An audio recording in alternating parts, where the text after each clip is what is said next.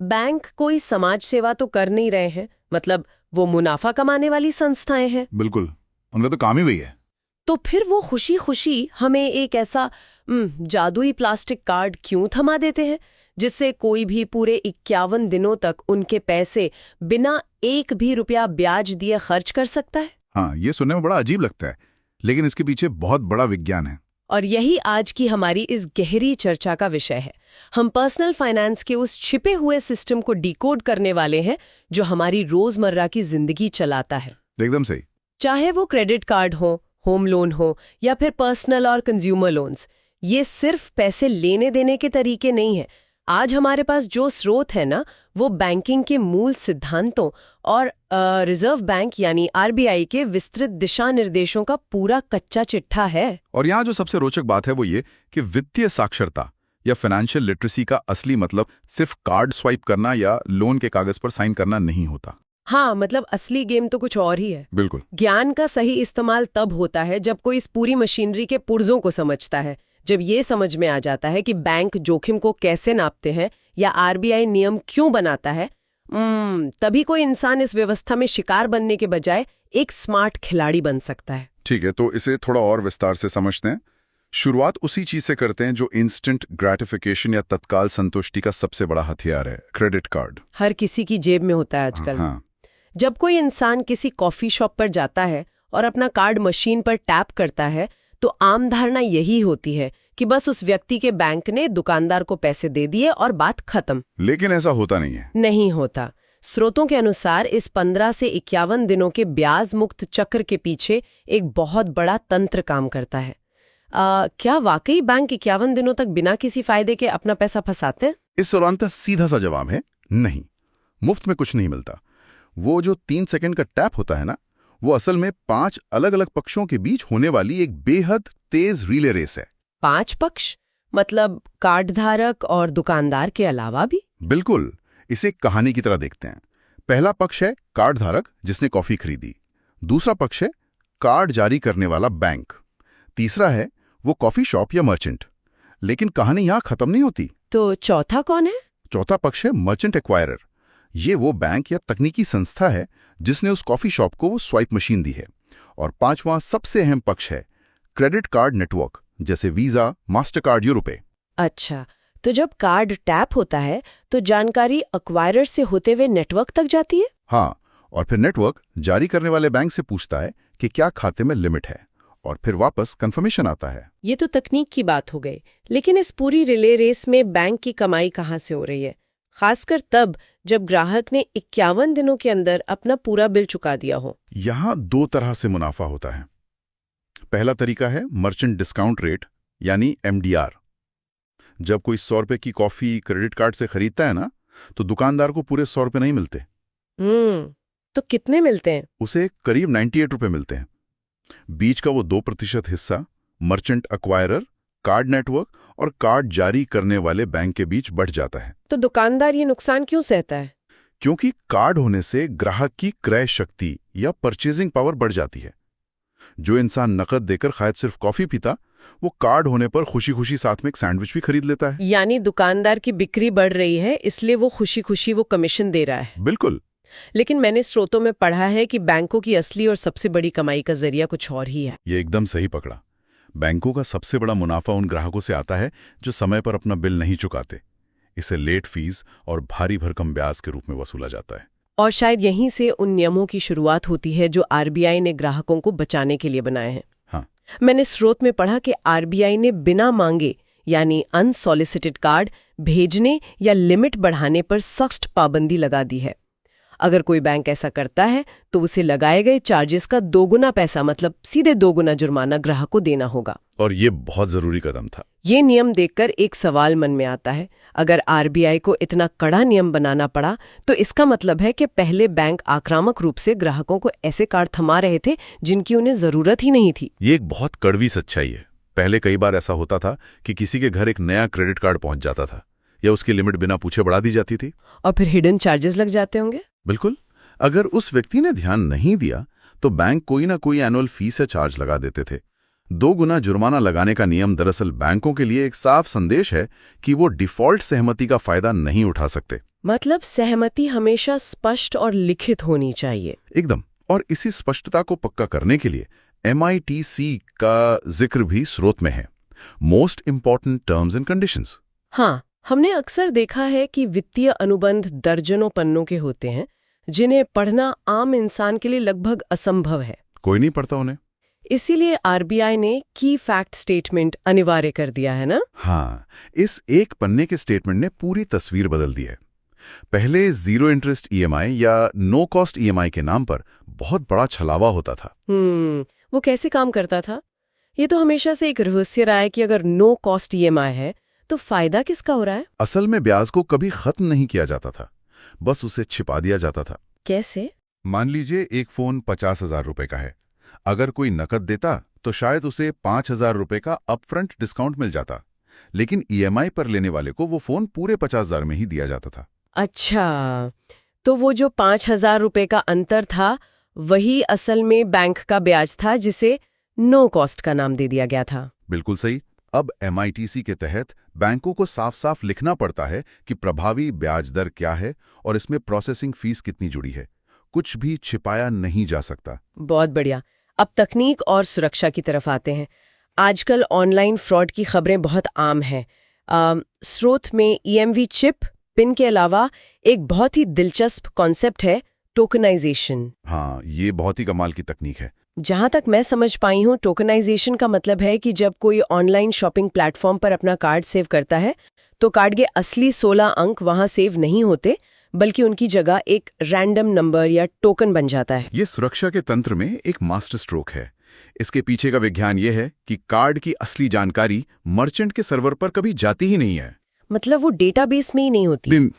Card network उस merchant और ग्राहक की विशिष्ट डिवाइस, जैसे उसका स्मार्टफोन, उसके लिए एक अनोखा टोकन बनाता है। इसका मतलब अगर कोई हैकर उस शॉपिंग वेबसाइट का डेटाबेस हैक कर भी ले तो उसे क्या मिलेगा? उसे सिर्फ अर्थहीन नंबरों की लंबी कतार मिलेगी। वो हैकर उस टोकन को लेकर किसी दूसरी वेबसाइट पर इस्तेमाल नहीं कर सकता। क्यों नहीं कर सकता? क्योंकि वो टोकन सिर्फ उसी विशेष वेबसाइट और उसी विशेष स्मार्टफोन के कॉम्बिनेशन पर काम करेगा। असली कार्ड नंबर पूरी तरह सुरक्षित रहता है। वाह, तकनीक तो धोखाधड़ी से बचा सकती है, लेकिन इंसान के अपने मनोविज्ञान से कौन बचाएगा? यहाँ मिनिमम अमाउंट ड्यू का जिक्र करना बहुत जरूरी है। ये क्रेडिट कार्ड की दुनिया का सबसे खतरनाक गणित है। इसे क्रेडिट कार्ड के चक्रव्यूह का प्रवेश द्वार कहा जा सकता है। जब महीने के अंत में बिल आता है ना, तो कुल बकाया राशि के नीचे एक छोटी सी रकम लिखी होती है, न्यूनतम देय राशि। हाँ, और ये आमतौर पर कुल बिल का 5% होती है। सही कहा। इसे एक उदाहरण से देखते हैं। मान लीजिए किसी का बिल 50,000 रुपए है, तो उसका मिनिमम ड्यू करीब 2,500 रुपए होगा। वो व्यक्ति सोचता है कि चलो 2,500 रुपए दे देते हैं, कार्ड चालू रहेगा और सिबिल स्कोर भी नहीं गिरेगा। इसमें नुकसान क्या है? नुकसान उस हिस्से में छिपा है जिसे ग्रेस पीरियड या ब्याज मुक्त समय कहते हैं। अच्छा। जैसे ही कोई सिर्फ न्यूनतम राशि चुकाता है, उसका वो 51 दिनों का जादुई ब्याज मुक्त समय तुरंत खत्म हो जाता है। जो 47,500 रुपए बच गए हैं ना, उन पर खरीदारी के पहले दिन से 3 से 4% प्रतिमाह की दर से ब्याज लगना शुरू हो जाता है। बाप रे, 3 से 4% प्रति माह? मतलब सालाना 36 से 48%? बिल्कुल। और अगर वो व्यक्ति अगले दिन जाकर उसी कार्ड से एक और कॉफी खरीद ले, तो क्या उस नई खरीदारी पर भी कोई 51 दिन की छूट नहीं मिलेगी? एकदम नहीं मिलेगी। उस नई कॉफी पर भी उसी दिन से 40% सालाना की दर से ब्याज का मीटर चालू हो जाएगा। ये तो बहुत खतरनाक है ना? कर्ज इतनी तेजी से बढ़ता है कि इंसान सालों तक उस 50,000 के बिल का सिर्फ ब्याज ही चुकाता रहता है। इसीलिए शायद RBI ने अनिवार्य कर दिया है कि हर मासिक स्टेटमेंट में मोटे अक्षरों में चेतावनी लिखी होनी चाहिए कि केवल न्यूनतम राशि चुकाने से भारी वित्तीय नुकसान हो सकता है। हाँ, ताकि लोग इस जाल में ना फंसे। खैर, क्रेडिट कार्ड तो तत्काल खुशी या इंस्टेंट ग्रेटिफिकेशन का खेल है, लेकिन इसका ठीक उल्टा क्या है? जब बैंक किसी से कहता है कि अपनी इच्छाओं को मारो और दशकों तक एक लंबे वित्तीय गठबंधन में बंध जाओ। आप होम लोन की बात कर रही हैं? हाँ, होम लोन। इसे आमतौर पर जीवन का सबसे बड़ा निवेश माना जाता है। यहाँ जोखिम का स्तर बिल्कुल बदल जाता है। स्रोत बताते हैं कि ये लोन व्यक्ति की रिटायरमेंट या 70 वर्ष की आयु से आगे नहीं जाना चाहिए। इसका कारण बहुत सीधा है। रिटायरमेंट के बाद नियमित आय का स्रोत बंद हो जाता है और बैंक भविष्य की अनिश्चितता पर दांव नहीं लगाना चाहते। होम लोन वास्तव में बैंक और ग्राहक के बीच एक जॉइंट वेंचर या संयुक्त उद्यम की तरह काम करता है। Joint venture? इसे थोड़ा और समझाइए। यहीं पर LTV यानी लोन टू वैल्यू अनुपात का सिद्धांत काम आता है। बैंक कभी भी घर की पूरी 100% कीमत अपनी जेब से नहीं देते। हाँ, वो मार्जिन मनी मांगते हैं। बिल्कुल, वो चाहते हैं कि इस उद्यम में ग्राहक का अपना पैसा भी लगा हो। स्रोत के अनुसार 30 लाख रुपए तक के होम लोन के लिए LTV 80% से कम होना चाहिए। यानी अगर 30 लाख का घर है तो बैंक ज्यादा से ज्यादा 24 लाख रुपए देगा, बाकी के 6 लाख रुपए ग्राहक को अपनी जेब से लगाने होंगे। लेकिन बैंक ऐसा करते क्यों हैं? इसे फाइनेंस की भाषा में स्किन इन द गेम कहा जाता है। Skin in the game? हाँ, अगर कल को प्रॉपर्टी की कीमतें 10% गिर जाती हैं तो ऐसा ना हो कि ग्राहक घर की चाबी बैंक को सौंप दे और कहे कि अब आप ही इसे संभालें। अच्छा, तो वो 6 लाख रुपए उसे बांधे रखते हैं? बिल्कुल। जब ग्राहक की अपनी गाड़ी कमाई के 6 लाख रुपए उसमें फंसे होते हैं तो वो हर हाल में EMI चुकाने की कोशिश करता है। इसी मनोविज्ञान की वजह से 80% से कम LTV वाले 30 लाख तक के लोन का रिस्क वेट केवल 35% होता है। रिस्क वेट का कम होना बैंक के लिए कैसे फायदेमंद है? रिस्क वेट कम होने का मतलब है कि उस लोन के डूबने की आशंका बहुत कम है। इसलिए RBI बैंकों को छूट देता है कि उन्हें ऐसे सुरक्षित लोन्स के लिए अपने पास बहुत ज्यादा रिजर्व कैपिटल या आपातकालीन पैसा अलग से रखने की जरूरत नहीं है। ये तो बैंक की बैलेंस शीट के लिए बहुत अच्छी स्थिति होती होगी। बिल्कुल, इससे बैंक का फायदा होता है। यहाँ स्रोत में एक और दिलचस्प जानकारी है। जब बैंक घर की कीमत का मूल्यांकन करते हैं तो वो स्टैम्प ड्यूटी और रजिस्ट्रेशन के खर्च को उसमें नहीं जोड़ते। ये थोड़ा अजीब लगता है क्योंकि ग्राहक की जेब से तो वो पैसा जा ही रहा है ना। इसका कारण यह है कि स्टैम्प ड्यूटी एक टैक्स है, कोई संपत्ति नहीं। अच्छा, तो उसकी कोई रीसेल वैल्यू नहीं है? एकदम सही। अगर बैंक को कभी वो घर बेचना पड़ा तो उसे स्टैम्प ड्यूटी का पैसा वापस नहीं मिलेगा, उसे सिर्फ ईंट पत्थर की कीमत मिलेगी।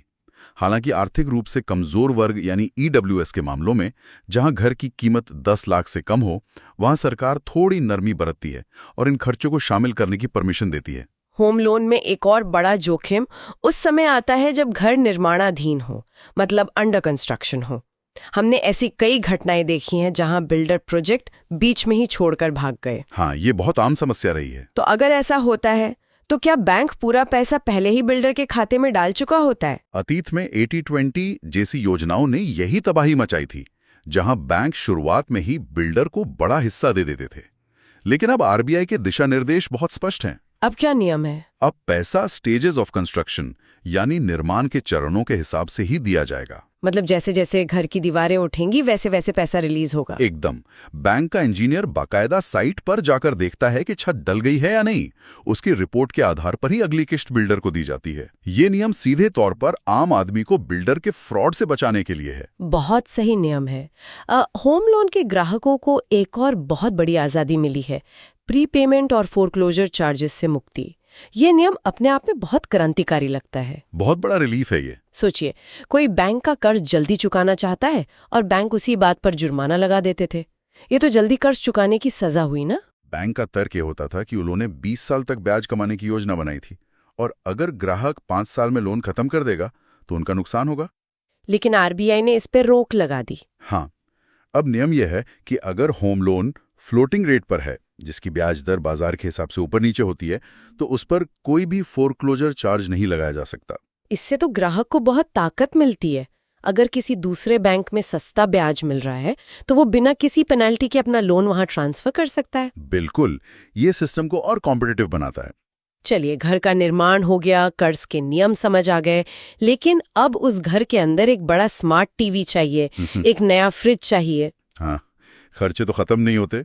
और मान लीजिए अचानक कोई मेडिकल इमरजेंसी आ जाए जहां घर को गिरवी रखने का समय ही ना हो। यहां से तस्वीर में आते हैं पर्सनल लोन और कंज्यूमर लोन। ये दोनों होम लोन से बिल्कुल अलग दुनिया के साधन हैं। इन लोन्स का नेचर पूरी तरह से अलग है। पर्सनल लोन का सबसे बड़ा जोखिम यह है कि इसके पीछे कोई ठोस सिक्योरिटी या कोलैटरल नहीं होता। इसका मतलब बैंक हवा में पैसा दे रहा है? वित्तीय नजरिए से देखे तो हाँ, कोई घर या जमीन गिरवी नहीं है जिसे बेचकर बैंक अपना पैसा वसूल सके।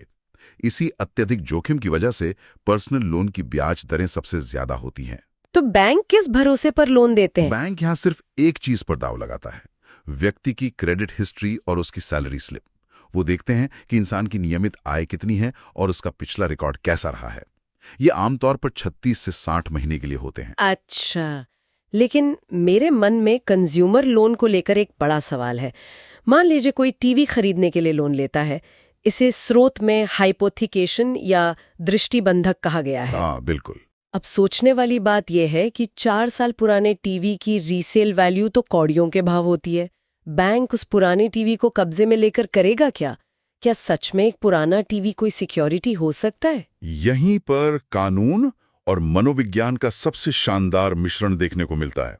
सच कहूं तो बैंक को वो पुराना टीवी चाहिए ही नहीं। तो फिर क्या चाहिए उन्हें? ये पूरा खेल इंसानी मनोविज्ञान का है। हाइपोथिकेशन का मतलब है कि इस्तेमाल ग्राहक कर रहा है, लेकिन कानूनी तौर पर टीवी बैंक का है। तो बैंक उस टीवी का डर इस्तेमाल कैसे करता है? जब किसी इंसान को यह पता होता है कि अगर उसने किश्त नहीं चुकाई तो बैंक के रिकवरी एजेंट उसके घर आकर पड़ोसियों के सामने उसका टीवी या फ्रिज उठाकर ले जा सकते हैं। तो वो जो सामाजिक शर्मिंदगी का डर है, बिल्कुल, वो डर उस टीवी की आर्थिक कीमत से कहीं ज्यादा बड़ा होता है। वो मनोवैज्ञानिक दबाव ही असली सिक्योरिटी है जो इंसान को ईएमआई चुकाने पर मजबूर करता है। ये तो बहुत ही गहरी बात है। मतलब बैंक असल में इलेक्ट्रॉनिक सामान नहीं, बल्कि इंसान के सामाजिक सम्मान को कोलैटरल बना रहे हैं। एकदम सही। और इसीलिए शायद कंज्यूमर लोन में 10 से 20% मार्जिन मनी खुद ग्राहक से भरवाई जाती है। हाँ, इसका भी मनोवैज्ञानिक कारण है।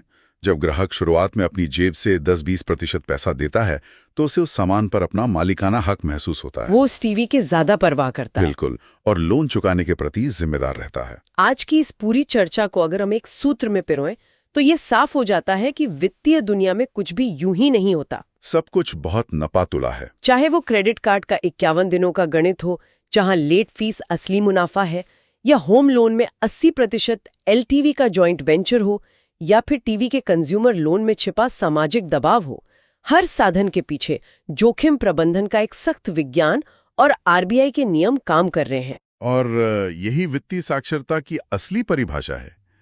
जब कोई इन तंत्रों को समझ लेता है तो वो जान जाता है कि मिनिमम अमाउंट ड्यू के जाल से कैसे बचना है और अपने होम लोन को समय से पहले चुकाकर फ्लोटिंग रेट के नियमों का फायदा कैसे उठाना है। बहुत खूब। आज हमने टोकनाइजेशन और डेटा सुरक्षा की भी बात की।